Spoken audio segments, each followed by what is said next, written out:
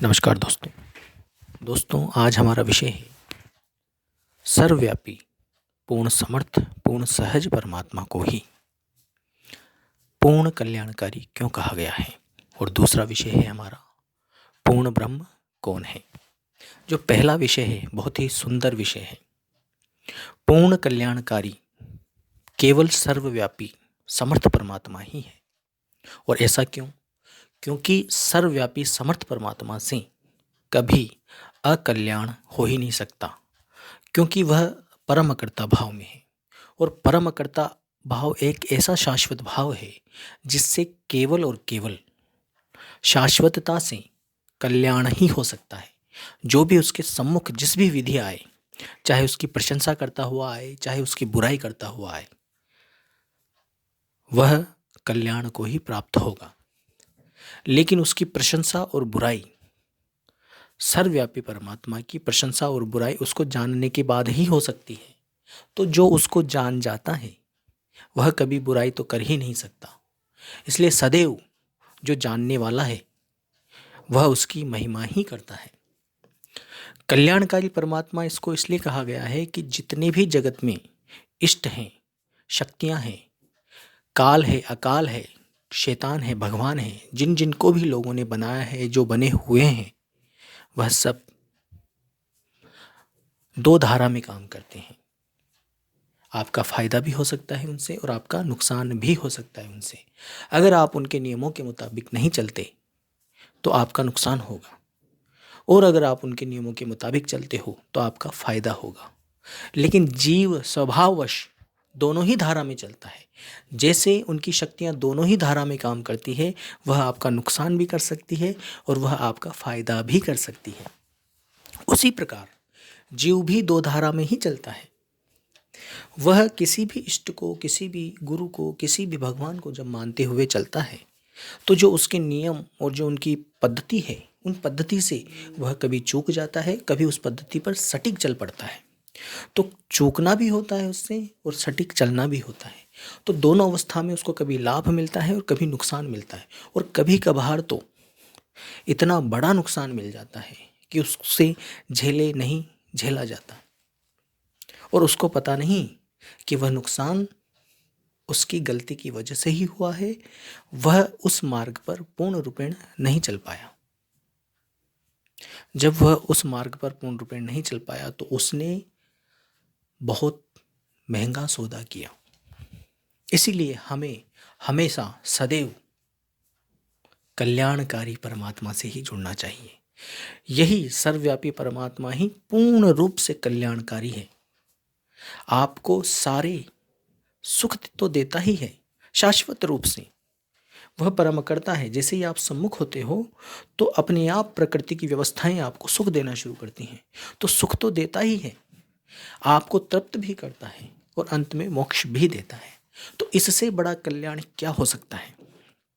आपकी तृष्णाओं को जो शांत करे, आपकी जरूरतों की जो पूर्ति करे, विभिन्न माध्यमों से आपको पता भी नहीं चलता, उसके पास अनंतों रास्ते होते हैं। वह एक ऐसा स्थिर परमात्मा है जो अपने आप में स्वयं तो स्थिर है, लेकिन उसकी स्थिरता की वजह से, उसके सामर्थ्य, उसकी स्थिरता के सामर्थ्य की वजह से अनंतों सृष्टियां आपकी गुलामी करना शुरू करती हैं। तो सामर्थ्य हमेशा सर्वव्यापिता और स्थिरता में ही होता है। और सबसे अमर स्थिरता उसको कही जाती है जो कभी न डिगे। इसलिए उसको मन की स्थिरता और अस्थिरता के पार कहा गया है। समस्त सृष्टियों की स्थिरता और अस्थिरता के पार उसको कहा गया है। क्यों कहा गया है? क्योंकि वह अमर स्थिर है, वो कभी डिगता नहीं है। यह तो केवल शब्दों का इस्तेमाल करना पड़ता है, अन्यथा अमर स्थिरता भी कहना उसके सामने बहुत छोटी बात है। इसीलिए उसका सामर्थ्य अनंत है, और जब सामर्थ्य अनंत है तो कल्याण भी अनंत है। उससे जो भी जुड़ता है पूर्ण कल्याण के साथ जुड़ता है, उसका निश्चित कल्याण होता ही है। तो परमात्मा की चाहे आप बुराई भी कर रहे होते हो तो भी आपका कल्याण ही होता है,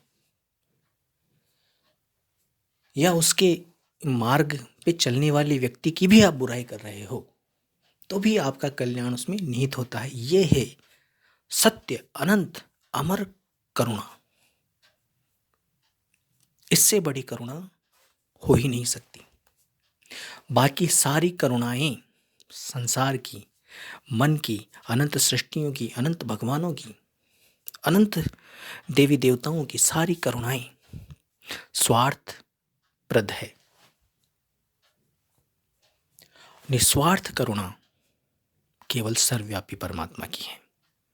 आप जिस भी भांति उससे जुड़ते हैं, जिस भी भांति जो भी तरीका आप अपना सकते हो, आपका कल्याण ही उसमें निहित होगा, नुकसान कभी नहीं हो सकता।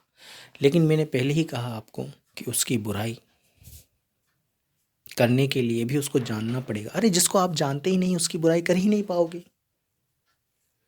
यहाँ पर सबसे बड़ी बात यह है कि जब कोई व्यक्ति सर्वव्यापी परमात्मा की बुराई करने की कोशिश करता है तो वह अनजाने में किसी इष्ट की ही बुराई कर देता है, किसी शब्द व्यवस्था की ही बुराई कर देता है, क्योंकि उसको पता ही नहीं कि ये शक्ति क्या है, ये सत्ता है क्या, उसको पता नहीं है। और जब तक उसको पता नहीं चलेगा, जब किसी बुराई के लिए या किसी गुणगान के लिए जिसको एड्रेस करना है, जिसको संबोधित करना है, उसको तुम जानते ही नहीं, तो न तो उसकी तुम बुराई कर पाओगे, न ही उसकी प्रशंसा कर पाओगे। लेकिन उसको जब कोई अंतरतम से जान लेता है, परमात्म कृपा से, उसके रिफ्लेक्शन से जान लेता है, क्योंकि परमात्मा की कृपा से मन को आत्मिक विवेक मिलता है। और जब मन को आत्मिक विवेक मिलता है तो मन उसकी कृपा से परमात्मा के गुणगान करना शुरू कर देता है, महिमा करना शुरू कर देता है। तो जब उसको जानने, जब उसकी कृपा हो तुम पर, तो बुराई तो हो ही नहीं सकती। तो अनंत युगों से, अनंत समय से अभी तक उसकी कभी बुराई हुई ही नहीं। और जाने अनजाने में किसी ने अगर कोशिश की भी तो उसकी नहीं की फिर बुराई, क्योंकि वह संबोधन उसको कर ही नहीं पाया। तो हमारा जो विषय था वो बहुत ही सुंदर विषय ये था कि सर्वव्यापी समर्थ परमात्मा, समर्थता सर्वव्यापी के साथ ही लगेगी, अन्य के साथ लग ही नहीं सकती। अन्य सब जीव हैं, जिसका शरीर हो, गुणधर्म हो,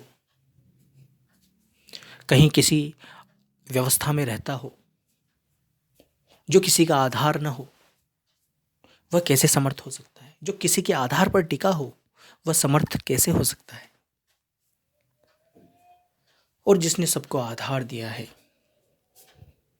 जो सब में बराबर रम रहा है, स्थिरता से रम रहा है, जो पूर्ण स्थिर है, पूर्ण अमर है, शाश्वत है, वही तो समर्थ होगा। और जो समर्थ है वह कभी भी दो अवस्थाओं में नहीं चलता कि किसी का नुकसान हो, किसी का फायदा हो। वह हमेशा नुकसान और फायदे के पार कल्याण अवस्था में रहता है। मतलब उससे जो भी जुड़ता है, जो भी जीव जुड़ता है, जो भी चेतना जुड़ती है, उसका कल्याण ही होता है। और आप चाहे जिस भी व्यवस्था से जुड़ जाएं, आपको हमेशा दो धारा में ही रहना पड़ेगा। पहली धारा आपका फायदा होगा, जितना उस पथ्य के मुताबिक चल पड़ते हो आप, उसके अनुसार आपका फायदा होगा। लेकिन उस पथ्य के मुताबिक चलते चलते कभी अपत्य भी हो जाते हो आप, और जब अपथ्य होते हो तो उसका नुकसान भी आपको उठाना पड़ता है। तो इस काल व्यवस्था में सारी चीज़ें दो धारा में चलती हैं, द्वैत में चलती हैं। नुकसान भी मिलेगा और फायदा भी मिलेगा, सुख भी मिलेगा, दुख भी मिलेगा। लेकिन परम कल्याणकारी केवल परमात्मा है, सर्वव्यापी परमात्मा। हमेशा सर्वव्यापी इसलिए लगाना पड़ता है क्योंकि परमात्माओं की लोगों ने श्रेणियां बना दी हैं। आज अगर हम विभिन्न ग्रंथों को पढ़ेंगे, विभिन्न लोगों को सुनेंगे, तो सबने अपने मुताबिक परमात्मा बना लिए हैं। कोई सूक्ष्म शरीर को ही आत्मा कह रहा है, और फिर उसने आत्मा के नए नए तल गढ़ दिए हैं कि जिसके पास परम प्रकाश है वो पूर्ण आत्मा है, और जो उससे कम नीचे का प्रकाश है वो उससे मध्यम आत्मा है, और जो और नीचे का प्रकाश है वह निम्न आत्मा है। मतलब इस तरह से लोगों ने कैटेगराइज कर दिया है। तो सारी कैटेगरी, सब चेतना की कैटेगरी है, जीव की कैटेगरी है। जिसका प्रकाश कम ज़्यादा हो जाए वो कैसी आत्मा? कहने का मतलब ये है कि हर धर्म, हर पंथ, हर ज्ञान की अलग अलग डेफिनेशंस हैं, अलग अलग परिभाषाएं हैं। हमें उन परिभाषाओं में नहीं उलझना है। हमें केवल इतना जानना है कि परमात्मा एक होता है, पूर्ण अमर एक होता है। शाश्वत व्यवस्था से अमरता को प्राप्त करना है तो एक से ही जुड़ना पड़ेगा। वो एक ही है, वो यूनिफाइड है, वह सब में पूर्ण रूप से रमा हुआ है अनंतता की ओर। उसका कोई डायमेंशन नहीं है, वो सारे आयामों से परे है। जब ऐसे परमात्मा से हम जुड़ते हैं तो पूर्ण कल्याण को प्राप्त होते हैं। जब परमात्मा से हम जुड़ते हैं तो नुकसान की कभी कोई गुंजाइश ही नहीं, कभी कोई गुंजाइश नहीं। आप हर तरीके से अपने आप को सुरक्षित पाओगे। आपके साथ अगर आज कोई दुख चल भी रहा है तो वह दुख आप थोड़े ठहरिए, थोड़ा विश्वास रखिए परमात्मा पर, और परमात्मा में ठहरे रहिए। निश्चित ही वह दुख अमृत बन जाएगा। तो डरने की कोई आवश्यकता है ही नहीं। जब परमात्मा से जुड़ गए तब कल्याण ही कल्याण है। दूसरा विषय है हमारा, पूर्ण ब्रह्म कौन है। मैं छोटी सी परिभाषा कहूंगा ब्रह्म की। ब्रह्म से ब्रह्मांड बनता है, जिससे जो चीज बने और वापस उसी में समा जाए वह पूर्ण ब्रह्म कहलाएगा। अनंत सृष्टियां, अनंत ब्रह्मांड जिससे प्रकट हुआ और जिसमें समा जाए वह पूर्ण ब्रह्म है। पूर्ण ब्रह्म भी एक जीव ही मानो। दो ही तो व्यवस्था है, एक तो जीव व्यवस्था और एक आत्म व्यवस्था। आत्म व्यवस्था अमर व्यवस्था है, परम अकर्ता व्यवस्था है, समर्थ व्यवस्था है, पूर्णानंद व्यवस्था है। ऐसा आनंद जो कभी घटे न बढ़े।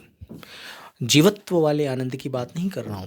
जीव वाला आनंद हमेशा दो धारा में चलेगा, वो पीड़ा में भी आएगा और आनंद में भी आएगा। तो जो आनंद तत्व व्यवस्था से उद्वेलित है, तत्व व्यवस्था से स्फुरित है, वह आनंद घटता बढ़ता है, और उस आनंद की द्वैत व्यवस्था भी होती है।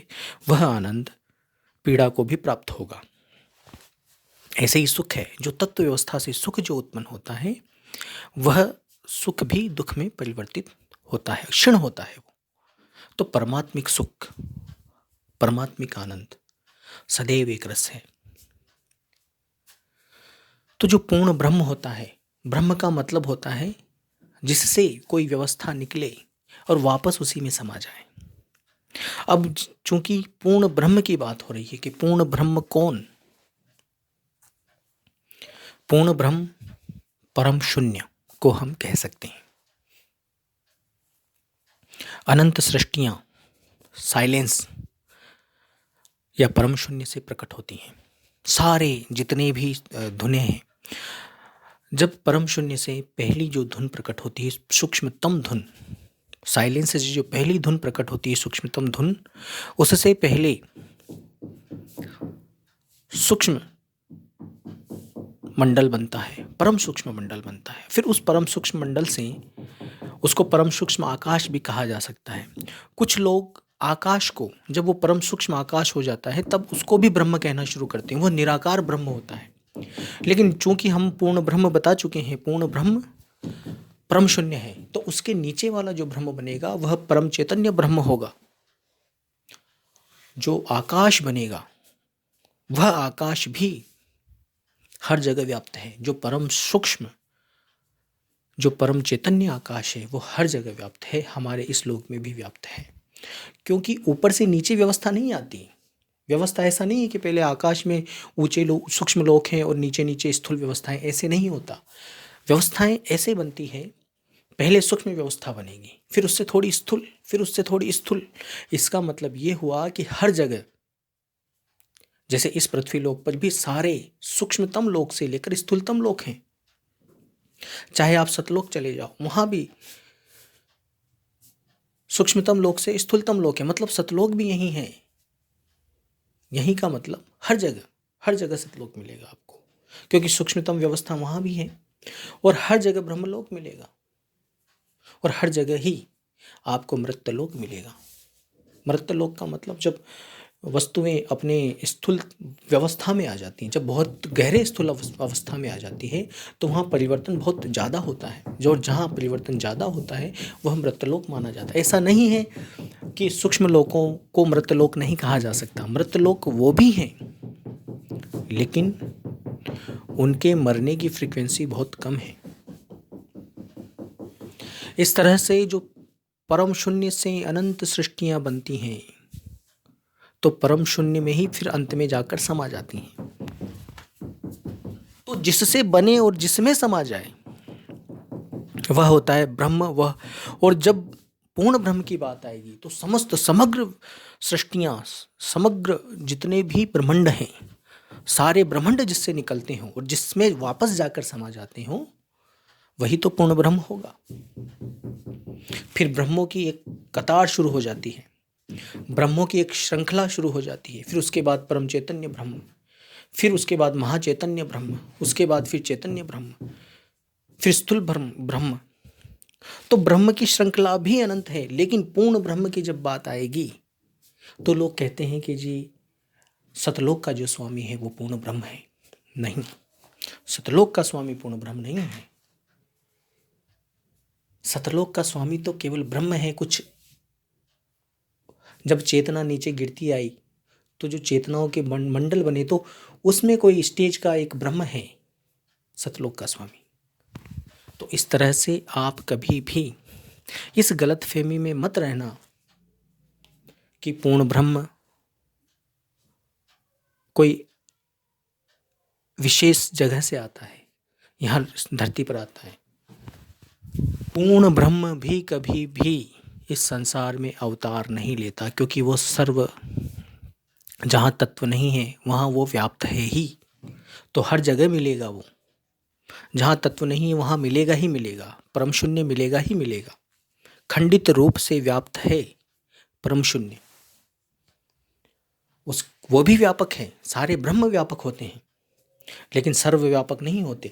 लेकिन सबसे बड़ी परेशानी वाली बात यह है कि जब से ये बातें बताना शुरू की गई कि इस तरह से लोक बनते हैं, तब लोगों ने फिर अपने ज्ञान को मॉडिफाइड करना शुरू किया, और फिर लोगों ने इसी ब्रह्म को आत्मा बताना शुरू किया, परमात्मा बताना शुरू किया। और ये बहुत पहले से भी हो रहा है और अब तो और ज़्यादा होने लगा है।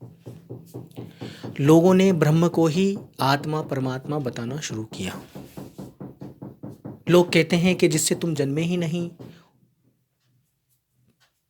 तुम्हें तुम्हारे पिता की भक्ति करनी है जो तुम्हारा परम पिता है। अरे जहाँ से हम जन्मे हैं वहीं से तो हमारा बंधन शुरू हुआ, और जहाँ से हमारा बंधन शुरू हुआ वहीं हम दोबारा क्यों जाएं? इस आने जाने की व्यवस्था से, इस उदय होने और अस्त होने की व्यवस्था से ही तो पार जाना मुक्ति है। लेकिन हम इसी में रहना चाहते हैं। सबसे बड़ी चीज ये है कि जब तक आप समाना, किसी व्यवस्था में समाना, किसी व्यवस्था में ठहरना, किसी व्यवस्था में स्थिर होना, इन चीजों से बाहर नहीं आओगे, जब तक सुरती की आवागमन से परे नहीं हो जाओगे, तब तक तुम्हारी मुक्ति नहीं है। तो जो आवागमन का मुख्य साधन है, जो सोर्स है, जिस वजह से आ जाते हो, जब वही खत्म कर दी जाए तभी तो मुक्ति मानी जाएगी। लेकिन हम सभी, सारे धर्म ग्रंथ, सारी जितने भी आध्यात्म से जुड़े लोग हैं, वह कभी भी सुरती को, ध्यान को खत्म करने की बात नहीं करते। वह तो उसको एक व्यवस्था में समाने की बात करते हैं, ठहराने की बात करते हैं। सुरती जब सर्वव्यापिता से जुड़ती है तो उसके पास और कोई तरीका होता ही नहीं नष्ट होने के सिवाय, और नष्ट परमात्म कृपा के बगैर हुआ ही नहीं जा सकता। तो आज जो हम बता रहे हैं आपको कि पूर्ण ब्रह्म से जो ब्रह्मों की यात्रा चलती है, जो सृष्टियों की यात्रा चलती है, ब्रह्मांडों की यात्रा चलती है, वह यात्रा ऊपर से नीचे नहीं कि ऊपर आसमान है, 7वें 8वें 10वें आसमान से नीचे चल रही है।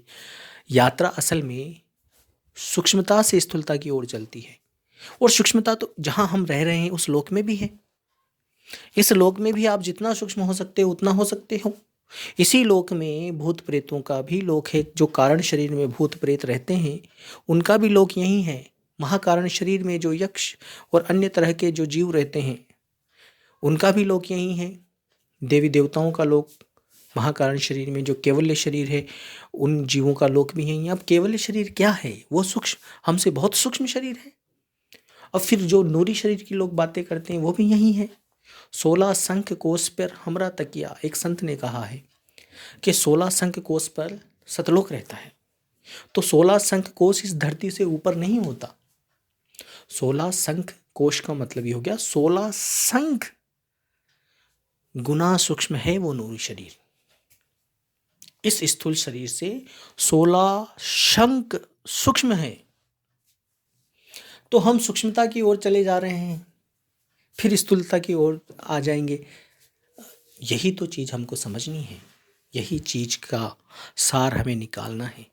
कुछ लोग कहते हैं कि ब्रह्म ही सर्वव्यापी है। अरे सर्वव्यापी कैसे हो गया ब्रह्म? सर्वव्यापी को उत्पन्न करने की, अपने आप को फैलाने की आवश्यकता है ही कहाँ?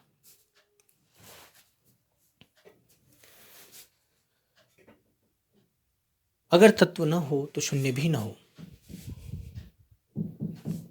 और शून्य स्वयंभू है। कई लोग कहते हैं कि परम शून्य परमात्मा से प्रकट हुआ। नहीं, जिससे जो प्रकट हो जाए वो स्वयं भी बंधन में है। अगर कोई किसी को प्रकट कर रहा है तो वो स्वयं बंधन में है। जन्म लेना ही बंधन नहीं है। जैसे आप माँ के गर्भ से आए, तो जिस माँ के गर्भ से आप आए तो आपने अपना जन्म ले लिया, शरीर धारण कर लिया। लेकिन जिस माँ ने आपको जन्म दिया उसका भी तो शरीर है, वो भी तो बंधन में है। इसी तरीके से श्रृंखला को आगे बढ़ाते चले जाओ। इस धरती पर जो पहला व्यक्ति आया था वो भी कहीं से आया होगा। वह जस्ट सूक्ष्म व्यवस्था से आया था। अब वो सूक्ष्म व्यवस्था कहाँ से आई? उस सूक्ष्म व्यवस्था का जो पहला जीव था वो कहाँ से आया? वो उससे ऊपर की सूक्ष्म व्यवस्था से आया। इस तरह से सारी जितने भी जगत आया वह परम सूक्ष्म व्यवस्था, परम चैतन्य व्यवस्था से आया, परम चैतन्य मंडल से आया, परम चैतन्य आकाश से आया। अब प्रश्न ये बचता है, परम चैतन्य आकाश कहाँ से आया? परम चैतन्य आकाश आया परम शून्य से, साइलेंस से। कितना सिंपल है। और साइलेंस कहाँ से आया? साइलेंस स्वयंभू है। जैसे ही सारी व्यवस्था मिटती है वहाँ बचता क्या है? सब जानते हैं, वहाँ शून्य बचे, परम शून्य बचेगा, वॉइडनेस बचेगी। वहाँ कोई किसी भी तरह की ध्वनि नहीं बचेगी, और जहाँ कोई किसी तरह की ध्वनि नहीं बचती उसी को साइलेंस कहा जाता है। और वही व्यवस्था पूर्ण ब्रह्म है। साइलेंस से फिर वापस प्रकटन शुरू होता है, फिर वापस व्यवस्थाएं बनना शुरू होती हैं। तो जिससे उपजे जिसमें खपे वह ब्रह्म है, पूर्ण ब्रह्म। तो शब्द व्यवस्था भी उसी ब्रह्म के अंतर दायरे में आती हैं। अब लोग कहते हैं कि शब्द व्यवस्था से प्रकट होकर कोई आया कोई गया। चाहे कोई आए, हम भी तो वहीं से आए हैं, तो चाहे कोई आए चाहे कोई जाए, सब बंधन में है, सब आवागमन में है, सब भवसागर में है। और भवसागर के पार परमात्मा को जानने वाले, परमात्मा के सम्मुख जीव बहुत रेयर ऑफ रेयर, दुर्लभ में अति दुर्लभ होते हैं। और जब यह ज्ञान प्रकट होता है परमात्मा का, तब सारे ग्रंथ स्ट्रगल कर रहे होते हैं कि इस ज्ञान को लताड़ दिया जाए, पछाड़ दिया जाए। लेकिन कोई ग्रंथ, कोई ज्ञान इस परमात्मिक ज्ञान को पछाड़ नहीं सकता, क्योंकि इसने तो निरंतर इसी पूर्ण व्यवस्था का एक आधार बता दिया जिसको कोई जान नहीं पा रहा था। और वो आधार स्वयं परमात्मा है, पूर्ण कल्याणकारी है। जब भी फायदे और नुकसान की बात आएगी तो समझिएगा इस पूर्ण ब्रह्म की व्यवस्था में ही है वो।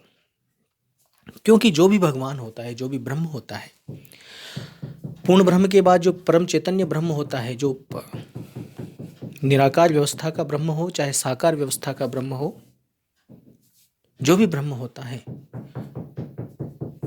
वह ब्रह्म शैतान प्रवृत्ति और भगवान प्रवृत्ति दोनों में होता है। प्रलय, दुख, पीड़ा सब भी वही करता है, नुकसान भी वही पहुंचाता है, पीड़ा भी वही पहुंचाता है, कत्लेआम भी वही करता है, सारी हिंसा भी वही करता है, और सुख भी वही पहुंचाता है, आनंद भी वही पहुंचाता है, अहिंसा के पाठ भी वही पढ़ाता है। तो सारे खेल ब्रह्म के, और जो इन खेल के पार हो जाए, जो इन खेल से दूर हो जाए, वह परम कल्याणकारी परमात्मा का। और जब परम कल्याणकारी परमात्मा का जब कोई हो जाता है तो समूल सारे ब्रह्म तत्वों को उसमें से नष्ट कर दिया जाता है। सारी ब्रह्म की डोर जो आप तक है, आप तक कितने ब्रह्मों की डोर है आपको पता भी नहीं। इस तुल ब्रह्म की डोर आपसे जुड़ी जितनी भी चेतनता के तल हैं, वो सारी डोरों से आपको बांधा हुआ है। कितने तालों से बांधा हुआ है आपको सोचिए। कारण का एक ताला, महाकारण का एक ताला, कैवल्य का, महाकैवल्य का, नूरी का, महानूरी का, और उसके ऊपर और अनंत चेतनाओं के ताले, सूक्ष्मताओं के ताले आप पर बांधे हुए हैं, जकड़े हुए हैं। निकल के तो बताओ। स्थूल व्यवस्था से थोड़ा सा एक्स्ट्रा ज्ञान क्या हो जाए, आप तो महापंडित हो जाते हो। अरे कोई ज़्यादा ज्ञान नहीं हुआ है, वह केवल एक सूक्ष्मता का ज्ञान प्रकट हुआ है तुम में, और अपने आप को तुम महाधीश समझने लगे। अभी तो और ताले बाकी हैं। जब हमको कोई नया ज्ञान होता है तब हम अपने आप को विद्वान समझने लगते हैं। जब उस विद्वता में रहते कुछ वर्ष निकल जाते हैं, तब हमको लगता है कि ये इस ज्ञान में तो हम उब गए। फिर हमको थोड़ा ऊपर का ज्ञान चाहिए होता है, फिर हम थोड़ा और ऊपर का ज्ञान पाते हैं, फिर उसमें रहते हैं, फिर उब जाते हैं। तो ये जो ज्ञान है सूक्ष्मताओं के, चेतनाओं के, ये सब झूठे ज्ञान हैं। यह आनंददायक है ही नहीं, यह आपको एक रास्ता में ला ही नहीं सकते। परमात्मा का ही ज्ञान आपको पूर्ण रूप से ठहराव आपके जीवन में लाता है। बाकी सारे ज्ञान आपको ठहराते नहीं हैं, ठहराने का भ्रम पैदा करते हैं। इस तरह से ये जो समस्त ताले लगे हुए हैं आपके ऊपर चेतनाओं के, उन सारे तालों को ढाने की क्षमता, सामर्थ्य वो परमात्मा में होता है। परमात्मा सारे ब्रह्म, जितने भी चेतनाओं के ब्रह्म हैं, सारे ब्रह्मों के सारे तार को तोड़ देता है। ऐसी कृपा, ऐसी महान कृपा, ऐसी अनंत कृपा बिना समर्थ के नहीं हो सकती। और वह समर्थ सच्चा सर्वव्यापी परमात्मा ही हो सकता है।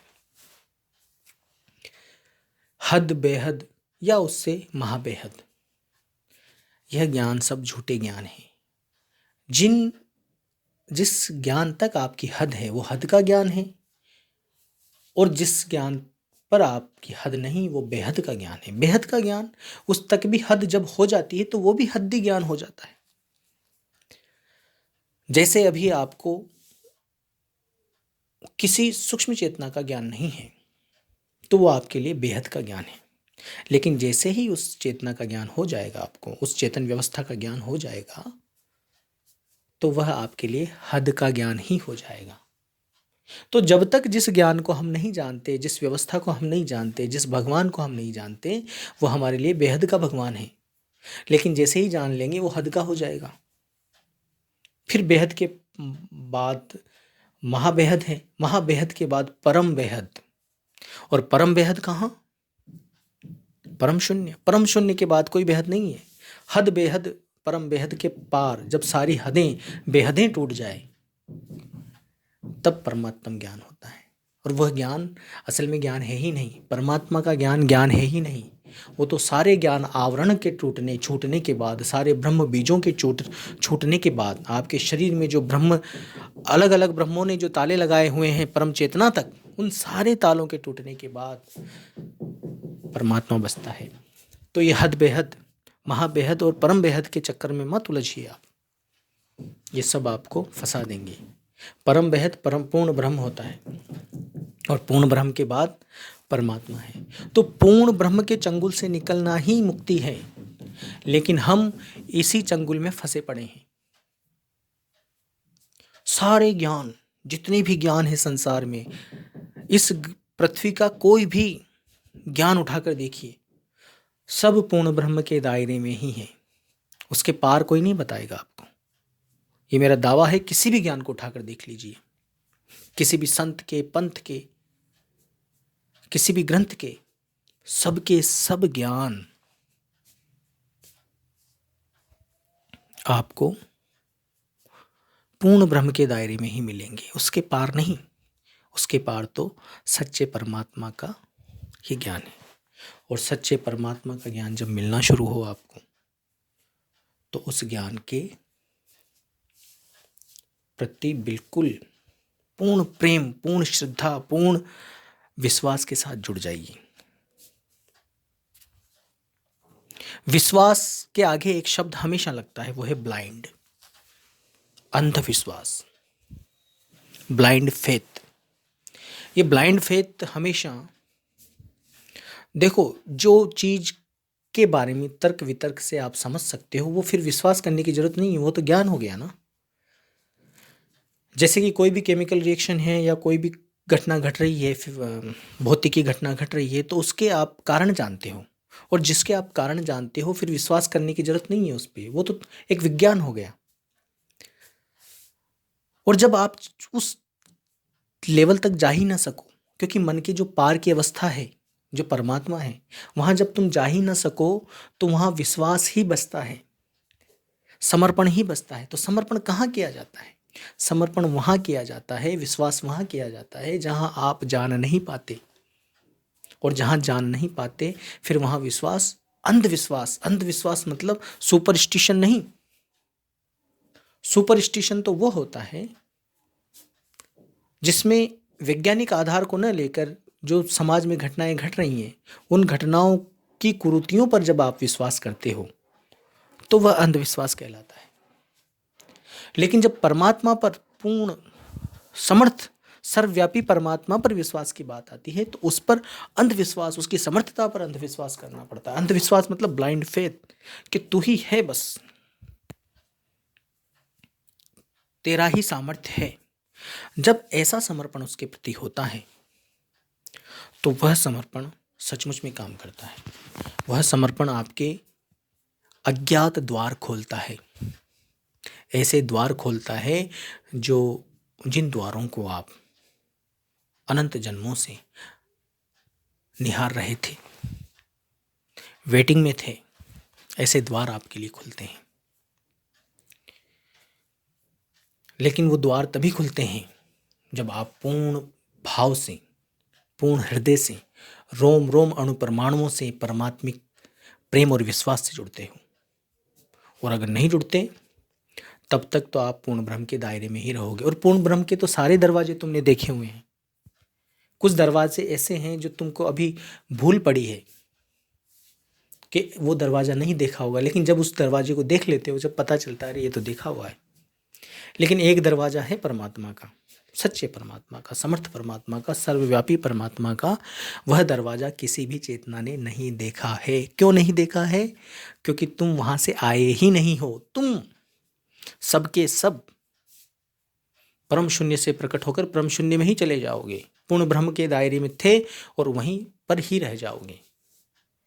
लेकिन जब परमात्मा का द्वार खुलता है तो समझिए चेतना ही मिट जाती है, और जब चेतना ही मिट जाती है तो चेतना ने न तो कभी देखा है वो दरवाज़ा न देख पाएगी। बस इतना जरूर है कि जब वो मिट जाएगी, परम चैतन्यता जब मिट जाएगी, तब ये समझिए कि बूंद मिट के खुद सागर हो गई। बूंद सागर समाना नहीं, बूंद मिट सागर हो जाना, ये बहुत बड़ी गुत्थी में गुत्थी है कि बूंद मिटकर सागर कैसे हुआ जा सकता है। मतलब बूंद का तो अस्तित्व ही खत्म हो गया और वो सागर हो गई, वह सागर हो गई। तो इस तरह से हमें पूर्ण कल्याणकारी परमात्मा से जुड़ना है। निश्चित ही आपके सारे दुखों को दूर करके वह आपको कल्याण की ओर अग्रसर करेगा। और कल्याण क्या है? कल्याण केवल एक ही है, और वो यह है कि आप सदैव इस ब्रह्म जाल से, इस पूर्ण ब्रह्म के जाल से मुक्त हो जाएं, सदा सदा के लिए इस भवजाल से निकल जाएं। यहां तुमको जो तुम्हारा हितैषी नजर आता है वही तुम्हारा सच्चा दुश्मन है। जो भी आपको ज्ञान देने वाले नजर आ रहे हैं वह आपको भव सागर से पार नहीं करने वाले। वह इस ब्रह्म, एक तो होता है भ्रम जाल जो कन्फ्यूजन से क्रिएट होता है, एक होता है ब्रह्म जाल, ब्रह्म जाल, ये बहुत बड़ा जाल है, इससे निकलना बड़ा मुश्किल है। कई लोग तो आजकल ब्रह्म को आत्मा बोलकर ब्रह्म में ही फंसा देते हैं, शब्द व्यवस्था में ही फंसा रहे हैं। शब्द व्यवस्था के पार ले जाने की क्षमता बिरलों में होती है। तो इस तरीके से आप पूर्ण ब्रह्म के जाल से बाहर निकलकर परम कल्याणकारी परमात्मा से जुड़िए। धन्यवाद।